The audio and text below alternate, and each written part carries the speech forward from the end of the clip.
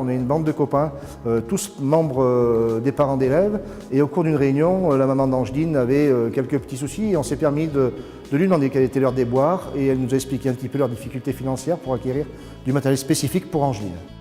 Nous avons essayé de subventionner et de financer un cadre de marche, un fauteuil motorisé, un véhicule aménagé, tout ça sur la première année.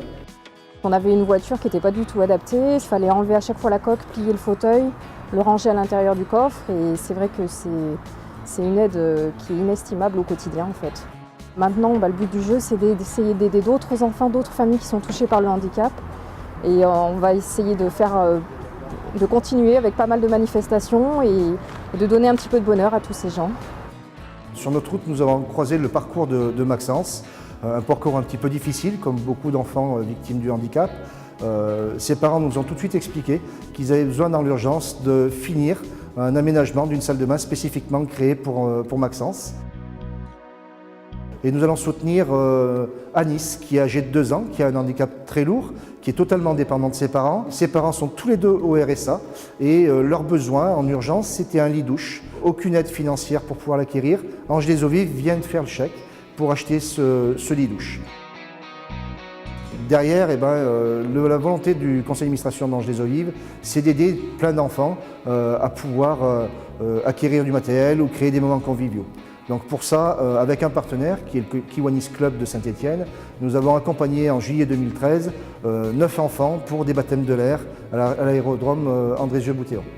L'aide avec l'association Cœur Vert a été mise en place pour Maxence. Nous avons Loïc Perrin qui est venu passer un après-midi avec Maxence chez lui, où est-ce qu'ils ont pu échanger, discuter. Et puis derrière, nous avons accompagné Maxence à aller voir son premier match dans les loges de Geoffroy Guichard. On soutient également Steven, c'est un jeune chambonnaire âgé de 19 ans qui se bat depuis 4 ans contre une leucémie. Et l'objectif d'Ange les Eaux Vives, c'est de créer des moments conviviaux, de l'accompagner, que ce soit pour aller voir un match, pour aller avoir des moments sympathiques avec ses copains, le sortir un petit peu de l'hôpital et de la maison pour qu'il puisse voir autre chose. Notre action fil rouge pour 2013-2014 et qui va certainement s'étendre sur les années futures, c'est l'école en visioconférence. C'est pour permettre à des enfants qui sont hospitalisés de longue durée pour avoir une fenêtre sur l'école et avoir un lien avec leur classe, leur enseignant et leur rythme scolaire. Le gros souci, c'est la scolarité et c'est la sociabilisation lorsqu'on est né entre 4 murs blancs. Et donc la visioconférence serait lui permettre d'aller à l'école, de garder un contact avec ses amis, avec ses copains de classe et sa maîtresse, tout en étant scolarisé.